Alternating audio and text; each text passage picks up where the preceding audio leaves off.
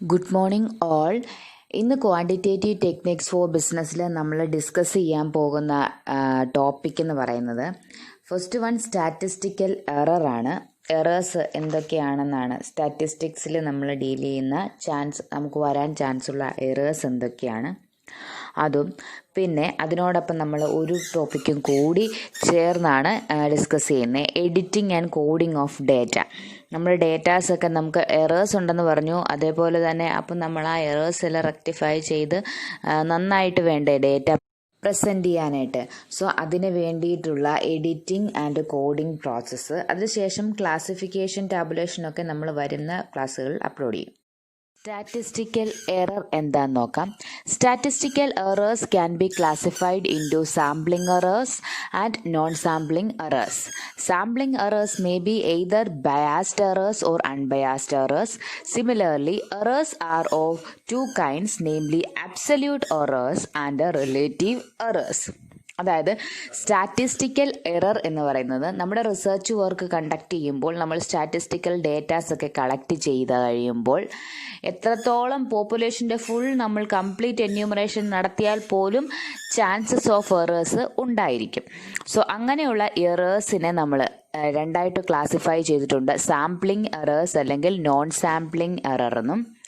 വീണ്ടും sampling എററെ ഫർദറായിട്ട് classify ചെയ്തിട്ടുണ്ട്, biased error and unbiased errors എന്നും. അപ്പോൾ ഇതൊക്കെ എന്താണെന്ന് നമുക്ക് ഡീറ്റെയിൽഡ് ആയിട്ട് നോക്കാം. Okay, first one sampling error. The error arise in the study of sample is called a sampling error. In a sample investigation, only a part of the population is studied. Hence, the result are bound to differ from the census result. Having a certain amount of errors, this error is known as sampling error. In other words, the difference in the value of sample and population is called sampling error. Sampling error arises only in case of sample investigation and it has no significance in case of census. അതായത് sampling errors എന്ന് പറഞ്ഞു തന്നു കഴിഞ്ഞാൽ നമ്മളുടെ റിസൾട്ടിൽ error ഉണ്ടാവുകയാണ് സാമ്പിൾസിനെ select ചെയ്തത് കൊണ്ട് മാത്രം, സാമ്പിളിങ്ങിൽ ഉണ്ടാകുന്ന എറേഴ്സ് കൊണ്ട് മാത്രം. അതായത് നമ്മൾ പോപ്പുലേഷൻ ഫുള്ളായിട്ട് സ്റ്റഡി ചെയ്ത് കഴിഞ്ഞാൽ ഒരു റിസൾട്ട് കിട്ടും. നമ്മൾ പറയുന്ന പ്രകാരമാണെങ്കിൽ സാമ്പിൾസ് റെപ്രസെൻറ്റേറ്റീവ് ആയിട്ടുള്ള സാമ്പിൾസിനെ, അതായത് പോപ്പുലേഷൻ്റെ എല്ലാ ക്യാരക്ടറിസ്റ്റിക്സും ഉൾക്കൊള്ളുന്ന റെപ്രസെൻറ്റേറ്റീവ് ആയിട്ടുള്ള സാമ്പിൾസിനെയാണ് നമ്മൾ സെലക്ട് ചെയ്യുന്നതെങ്കിൽ പോപ്പുലേഷന് തുല്യമായ റിസൾട്ട് നമുക്ക് കിട്ടും. പക്ഷേ സാമ്പിൾസിനെ നമ്മൾ സെലക്ട് ചെയ്തപ്പോൾ അതിൽ എറർ ഉണ്ടായി. റെപ്രസെൻറ്റേറ്റീവ് ആയിട്ടുള്ള പോപ്പുലേഷനിലെ അതേ ക്യാരക്ടറിസ്റ്റിക്സ് ഉള്ള സാമ്പിൾസ് അല്ല നമ്മൾ സെലക്ട് ചെയ്തതെങ്കിൽ നമുക്ക് കിട്ടുന്ന റിസൾട്ട് ഡിഫറെൻ്റ് ആയിരിക്കും. സാമ്പിളിങ്ങിലൂടെ കിട്ടുന്ന റിസൾട്ട് എന്ന് പറയുന്നത് ഡിഫറെൻ്റ് ആയിരിക്കും. ഓക്കെ, അങ്ങനെ അതുകൊണ്ടുണ്ടാകുന്ന എററിനെയാണ് സാമ്പിളിംഗ് എറർ എന്ന് പറയുന്നത്.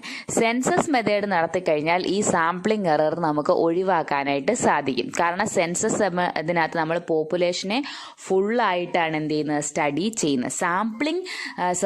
സാമ്പിൾ സർവേ അല്ലെങ്കിൽ സാമ്പിളിംഗ് ചെയ്യുന്നത് മൂലമുണ്ടാകുന്ന സാമ്പിൾ സെലക്ഷനിലെ വൈരുദ്ധ്യം കൊണ്ടുണ്ടാകുന്നതാണെന്ത് സാമ്പിളിംഗ് എറർ എന്ന് പറയുന്നത്.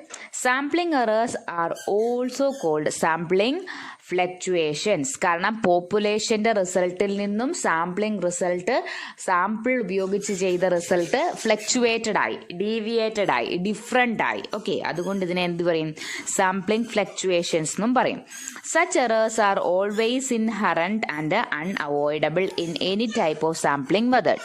Sampling errors decrease with increase in sample size. Sampling errors are of two types. എത്രയൊക്കെ നമ്മൾ എക്സ്പേർട്ടൈസ്ഡ് ആയിട്ടുള്ള ആള് സാമ്പിളിംഗ് ചെയ്താൽ പോലും ഒരു ചാൻസസ് ഓഫ് എറേഴ്സ് എപ്പോഴും സാമ്പിളിങ്ങിൽ ഉണ്ടായിരിക്കും. കാരണം പോപ്പുലേഷൻ്റെ എല്ലാ ക്യാരക്ടറിസ്റ്റിക്സും ഉൾക്കൊള്ളുന്ന സാമ്പിളുകളെ നമ്മൾ സെലക്ട് ചെയ്തു എന്ന് പറഞ്ഞാൽ പോലും പോപ്പുലേഷനെ ഫുള്ളായിട്ട് നമ്മൾ പഠിക്കുന്നില്ല. അതുകൊണ്ട് തന്നെ കുറച്ച് ഭാഗത്തെ നമ്മൾ ഡേറ്റ കളക്ട് ചെയ്യാതെ വെറുതെ വിടുന്നത് കൊണ്ട് അത്രയും ഒരു പോർഷൻ എന്തായാലും സാമ്പിളിംഗ് എററായിട്ട് നമുക്ക് കാണിക്കും അല്ലേ. അങ്ങനെ കാണിക്കുമ്പോൾ ഇത് അൺഅവോയ്ഡബിൾ ആണ്, നമുക്ക് അവോയ്ഡ് ചെയ്യാനായിട്ട് സാധിക്കുന്നതല്ല. പിന്നെ എന്ത് ചെയ്യാൻ പറ്റും, നമുക്ക് വേണമെങ്കിൽ ഈ സാമ്പിളിംഗ് എററിൻ്റെ ഡിഗ്രി ഒന്ന് കുറയ്ക്കാൻ വേണ്ടിയിട്ട് സാധിക്കും. ഓക്കെ, അതെങ്ങനെ നമുക്ക് കുറയ്ക്കാൻ സാധിക്കും? അത് നമ്മൾ തിയറിക്കകത്ത് പറഞ്ഞ സെക്കൻഡ് തിയറി അപ്ലൈ ചെയ്താൽ നമുക്ക് എന്ത് ചെയ്യാൻ സാധിക്കും? സാമ്പിളിംഗ് എറേഴ്സ് കുറയ്ക്കാൻ പറ്റും. ഇനേഷ്യ of large numbers of samples select ചെയ്യുമ്പോൾ കൂടുതലും പോപ്പുലേഷനുമായിട്ട് അടുത്ത് നിൽക്കുന്ന സാമ്പിൾസിനെ നമുക്ക് കിട്ടും. ഇനി ഈ സാമ്പിളിംഗ് എറേഴ്സിനെ നമ്മൾ വീണ്ടും ഫർദർ ക്ലാസിഫൈ ചെയ്തിട്ടുണ്ട്. Biased sampling error and unbiased sampling error. Biased sampling errors എന്താണെന്ന് നോക്കാം. In the selection of sample, if there is any bias on the selection, sampling errors may occur. അതായത് സാമ്പിളിംഗ് സെലക്ഷൻ്റെ കുഴപ്പം കൊണ്ട്, okay, ആ sampling സെലക്ഷനിലെ കുഴപ്പമാണ് bias എന്ന് ഉദ്ദേശിക്കുന്നത്. Bias means partiality. നമ്മൾ സാമ്പിൾസിനെ സെലക്ട് ചെയ്യുമ്പോൾ നമ്മുടെ മൈൻഡിലെ ഏറ്റവും പ്രധാനപ്പെട്ട കാര്യം എന്തായിരിക്കണം? പോപ്പുലേഷൻ്റെ എല്ലാ ക്യാരക്ടറിസ്റ്റിക്സും റെപ്രസെൻ്റ് ചെയ്യുന്നതായിരിക്കണം നമ്മുടെ സാമ്പിൾസ്. പക്ഷെ നമ്മൾ അങ്ങനെയൊന്നും ചിന്തിക്കാതെ നമ്മുടെ പാർഷ്യാലിറ്റിക്ക് അനുസരിച്ച്, നമ്മുടെ ഇഷ്ടത്തിനനുസരിച്ച് നമ്മൾ സാമ്പിൾസ് സെലക്ട് ചെയ്യുകയാണെങ്കിൽ അവിടെ എന്തുണ്ടാവും? എറേഴ്സ്. അതിൽ സ്റ്റഡി ചെയ്യുന്ന റിസൾട്ടിൽ എറേഴ്സ് ഉണ്ടാകാനുള്ള ചാൻസ് ഉണ്ട്. Biased errors arise due to the bias of the informant, bias of the investigator, the defective selection of the sample, bias in the interpretation of result, etc. These errors are called biased sampling errors. Biased sampling errors എന്ന് പറയുന്നത് ഞാൻ പറഞ്ഞല്ലോ, samples select ചെയ്തപ്പോൾ നമ്മൾ partiality കാണിച്ചതുകൊണ്ട് പോപ്പുലേഷൻ്റെ characteristics ഉൾക്കൊള്ളുന്ന representatives ആയിട്ടുള്ള സാമ്പിൾസിനെ നമുക്ക് ലഭിച്ചില്ല. അതുവഴി സാമ്പിളിങ്ങിൽ സ്റ്റാറ്റിസ്റ്റിക്കൽ റിസൾട്ടിൽ എറേഴ്സ് ഉണ്ടാകുന്നു. ഇതിൻ്റെ ചാൻസസ് എന്തൊക്കെയാണ്? എവിടെയൊക്കെയാണ് നമ്മൾ ബയാസ് കാണിക്കുന്നത്? ബയാസ് ഓഫ് ഇൻഫോർമൻറ്റ്, നമ്മുടെ ഇൻഫോർമേഷൻസ് പ്രൊവൈഡ് ചെയ്ത ആളെ നമ്മൾ സെലക്ട് ചെയ്തതിൽ ബയാസ് ഉണ്ടായി. ബയാസ് ഓഫ് ദി ഇൻവെസ്റ്റിഗേറ്റ് ചെയ്ത ആളുടെ എതിരെ പാർഷ്യാലിറ്റി, ഇൻവെസ്റ്റിഗേറ്ററായി ഡേറ്റ കളക്ട് ചെയ്യാനായിട്ട് ഞാൻ ഏർപ്പെടുത്തിയ ആളിലുണ്ടായ ബയാസ്. പിന്നെ നമ്മുടെ സാമ്പിൾ സെലക്ട് ചെയ്തതിൽ ഡിഫക്റ്റീവ് ആയിട്ടുള്ള സാമ്പിൾസിനെ നമ്മൾ സെലക്ട് ചെയ്തു.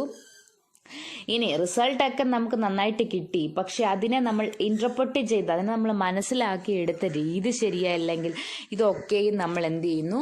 ബയാസിലേക്ക് തിരിക്കുന്നു. ഈ ബയാസ് സാമ്പിൾസിലെ ബയാസായിട്ട് കൺസിഡർ ചെയ്യുന്നു. ഓക്കെ, ഇനി എന്തൊക്കെയാണ് അൺബയാസ്ഡ് സാമ്പിളിംഗ് എറേഴ്സ് എന്ന് നോക്കാം. അൺബയാസ്ഡ് സാമ്പിളിംഗ് എറർ എന്ന് പറയുന്നത്, in the unbiased selection of the samples also the result of the sample may vary with the actual result of the population. This difference in the result of population and the sample is called unbiased sampling error. In other words, statistical errors which arises in the normal course of investigation on account of chance of called unbiased error. Such errors may arise accidentally or without any bias. നമ്മുടെ partiality കൊണ്ടൊന്നുമല്ല, sample select ചെയ്തതിൻ്റെ കുഴപ്പം കൊണ്ടൊന്നുമല്ല, നമ്മുടെ situations കൊണ്ട്, മറ്റ് പല കാരണങ്ങൾ കൊണ്ടാണ് നമ്മൾ ഡേറ്റ കളക്ട് ചെയ്തതിനകത്ത് പ്രശ്നങ്ങളുണ്ടായത്. ഫോർ എക്സാമ്പിൾ പറയുകയാണെങ്കിൽ, നമ്മൾ റിസർച്ച് കണ്ടക്ട് ചെയ്തുകൊണ്ടിരുന്നപ്പോഴാണ് പെട്ടെന്ന് ലോക്ക്ഡൗൺ വന്നത്, അല്ലെങ്കിൽ ഒരു ഹർത്താൽ വന്നത്. ഇതൊക്കെ നമ്മുടെ റിസൾട്ടിനെ എന്ത് ചെയ്യുന്നു? നെഗറ്റീവായിട്ട് ബാധിക്കുന്നു, അല്ലേ? അങ്ങനെ വരുമ്പോൾ നമ്മൾ തൊട്ടടുത്തുള്ള റിസൾട്ട് സാമ്പിൾസിനെ സെലക്ട് ചെയ്യേണ്ടി വരികയാണ് ഉണ്ടാകുന്നത്. അങ്ങനെയൊക്കെ സംഭവിക്കുകയാണെങ്കിൽ അതിനെയാണ് അൺബയാസ്ഡ് സാമ്പിളിംഗ് എറർ. അത് നമുക്ക് ആക്സിഡൻ്റലി സംഭവിക്കുന്നതാണ്. നമുക്കതിനെ എന്ത് ചെയ്യാൻ പറ്റില്ല? കൺട്രോൾ ചെയ്യാനായിട്ട് പറ്റത്തില്ല. പക്ഷേ ബയാസ്ഡ് സാമ്പിളിംഗ് എന്ന് പറഞ്ഞാൽ എന്താണ്? നമുക്കതിനെ കൺട്രോൾ ചെയ്യാനായിട്ട് പറ്റുന്നതാണ്. ഇനി ബേസിക്കലി സാമ്പിളിംഗ് എറേഴ്സ് എത്രയുണ്ട്? ബേസിക്കലി എറേഴ്സ്, സ്റ്റാറ്റിസ്റ്റിക്കൽ എറേഴ്സ് എത്രയാണുള്ളത്? സാമ്പിളിംഗ് എറേഴ്സും നോൺ സാമ്പിളിംഗ് എററും. ഈ സാമ്പിളിംഗ് എറേഴ്സ് എന്നതിനെ രണ്ടായിട്ട് ക്ലാസിഫൈ ചെയ്താണ് ബയാസ്ഡ് എററും അൺബയാസ്ഡ് എററും. ഇനി രണ്ടാമത്തെ ടൈപ്പ് ഓഫ് സ്റ്റാറ്റിസ്റ്റിക്കൽ എറർ ഏതാണ്? Non sampling error. എന്താണ് non sampling error? The errors that arises in the sample investigation not because of the sampling are known as non-sampling errors. Such errors also appear in the census investigation. These errors will increase in the number of items. In a sample survey, the non-sampling errors may creep in due to defective planning, imperfect questionnaire, faulty selection of sample, wrong use of sample techniques, etc. The sampling error can be effectively controlled by the careful design of questionnaire, intensive training to the enumerators, etc. Okay, non-sampling errors എന്ന് പറഞ്ഞാൽ sampling error എന്തായിരുന്നു? നമ്മൾ representative അല്ലാത്ത സാമ്പിൾസിനെ പോപ്പുലേഷനിൽ നിന്നും select ചെയ്തത് വഴി ഉണ്ടായ error ആണെങ്കിൽ, നോൺ സാമ്പിളിംഗ് എറർ എന്ന് വെച്ചാൽ സാമ്പിൾ സെലക്ഷനിലെ കുഴപ്പം കൊണ്ടൊന്നുമല്ല, മറ്റെന്തൊക്കെയോ അൺകൺട്രോളബിൾ ആയിട്ടുള്ള, നമ്മളെ കൊണ്ട് കൺട്രോൾ ചെയ്യാൻ പറ്റാത്ത പല കാരണങ്ങൾ കൊണ്ടും ഉണ്ടാകുന്ന എറേഴ്സ് ആണ്. ഓക്കെ, അത് സെൻസസ് മെത്തേഡിലും ഉണ്ടാകാം. നോൺ സാമ്പിളിംഗ് എറർ എവിടെയും ഉണ്ടാകാം, സെൻസസ് മെത്തേഡിലും ഉണ്ടാകാം, സാമ്പിളിംഗ് മെത്തേഡിലും ഉണ്ടാകാം. ഓക്കെ, അതാണ് നോൺ സാമ്പിളിംഗ് എറർ. ഇനി നമുക്ക് ഈ മെഷർമെൻറ്റ് ഓഫ് എറേഴ്സ് എങ്ങനെ നമുക്ക് എറേഴ്സിനെ മെഷർ ചെയ്യാം. ഇത് വലിയ ഇമ്പോർട്ടൻ്റ് ഒന്നും അല്ല, എന്നാലും ചുമ്മാ നമുക്കൊന്ന് ജസ്റ്റ് അറിയാൻ വേണ്ടിയിട്ടുള്ളതാണ്. Errors are of two kinds, namely absolute errors and relative errors. ഇതിൻ്റെ ബേസിസിലാണ് നമ്മൾ എറേഴ്സിനെ മെഷർ ചെയ്യുന്നത്. Absolute errors, the difference between the approximated figure and original quantity is called absolute error. It is a difference between the true value and the estimated value or approximated value. അതായത് difference, absolute error എന്ന് വെച്ചാൽ എന്താണ്? Actually ഉണ്ടായിട്ടുള്ള error.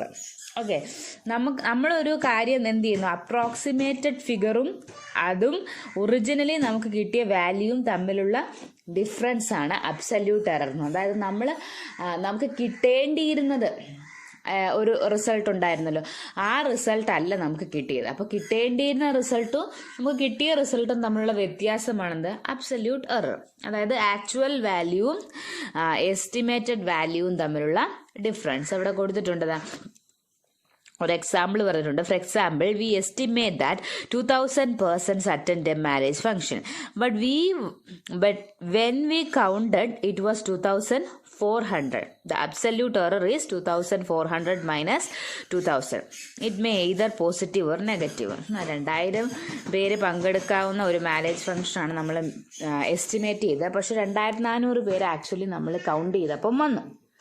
അങ്ങനെയാണെങ്കിൽ അവിടുത്തെ error എത്രയാണ്? 400 പേരാണ്. അത് പോസിറ്റീവോ നെഗറ്റീവോ ആകാം അല്ലേ. ഇനി അടുത്ത റിലേറ്റീവ് എറർ.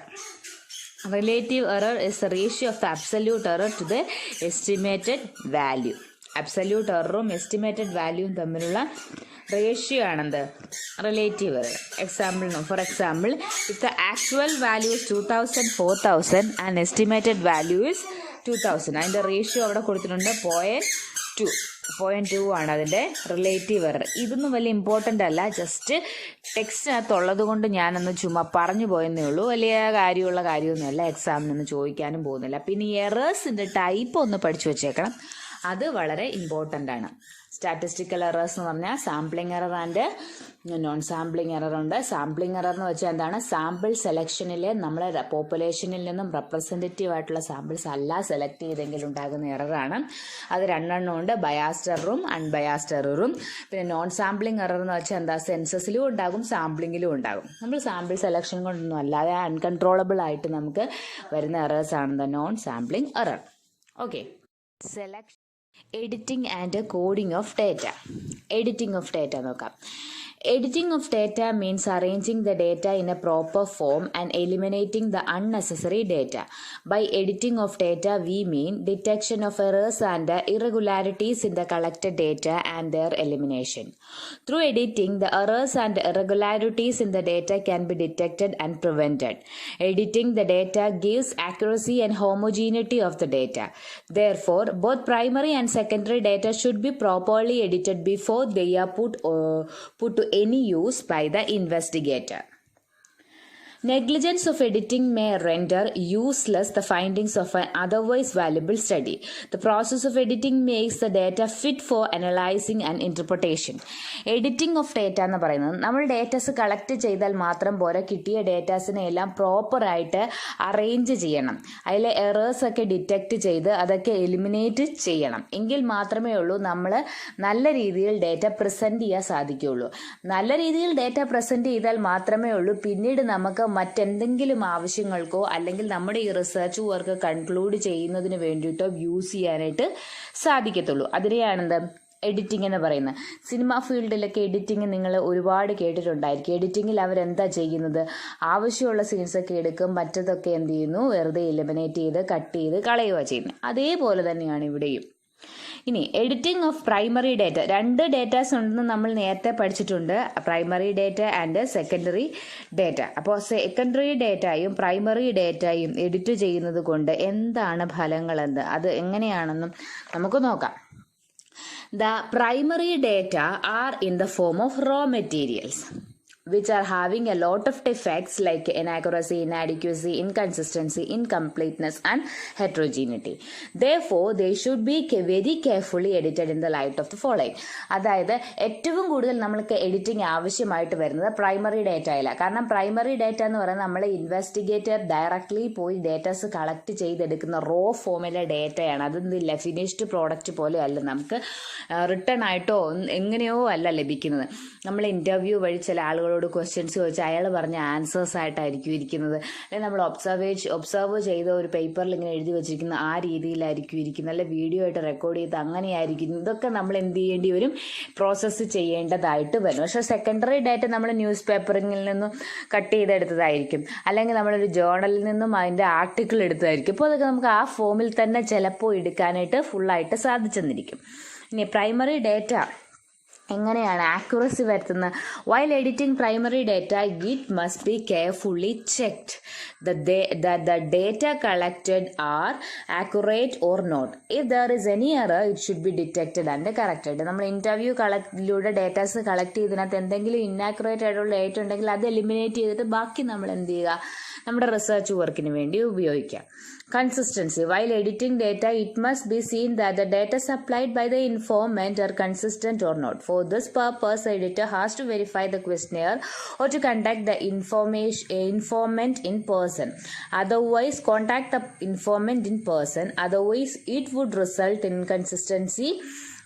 Inconsistent findings. അതായത് കൺസിസ്റ്റൻസി ഉണ്ടാകണമെങ്കിൽ എന്തുണ്ടായിരിക്കണം, നമ്മൾ ഇൻഫോർമെൻ്റ് നമുക്ക് ഇൻ്റർവ്യൂവിലൂടെയോ ക്വസ്റ്റ്യനിയറിലൂടെയോ ആൻസേഴ്സ് നമുക്ക് തന്നിട്ടുണ്ടായിരിക്കും. അപ്പോൾ അത് കറക്റ്റ് ആക്കുകയാണെങ്കിലോ കൺസിസ്റ്റൻ്റ് ആയിട്ട് മെയിൻറ്റെയിൻ ചെയ്യണമെങ്കിൽ നമ്മൾ അവരെ പേഴ്സണലി കോൺടാക്ട് ചെയ്ത് നിങ്ങളെന്താണ് ഉദ്ദേശിച്ചതെന്ന് മനസ്സിലാക്കിയെങ്കിൽ മാത്രമേ കൺസിസ്റ്റൻസി ഉണ്ടാകുള്ളൂ. അടുത്തത് ആഡിക്വസി.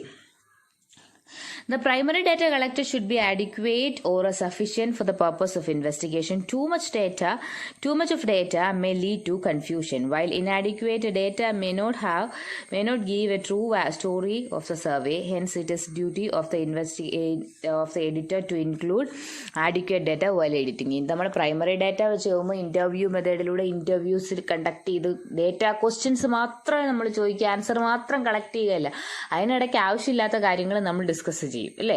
അങ്ങനെ വരുമ്പോൾ അങ്ങനെയുള്ള കാര്യങ്ങൾ നമ്മൾ എന്ത് ചെയ്യുക, കട്ട് ചെയ്തിട്ട് ആവശ്യമുള്ള റിസർച്ചുമായി ബന്ധപ്പെട്ട കാര്യങ്ങൾ മാത്രം എന്ത് ചെയ്യുക, എടുക്കുക. Completeness.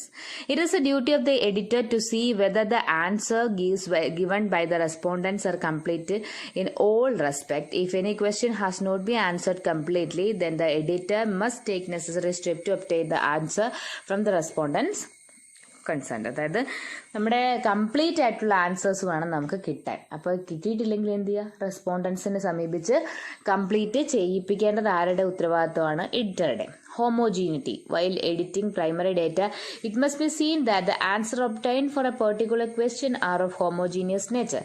Otherwise, the findings of the study would be misleading. Homogeneities എന്ന് വെച്ചാൽ ഒരേപോലത്തെ ഇതായിരിക്കണം.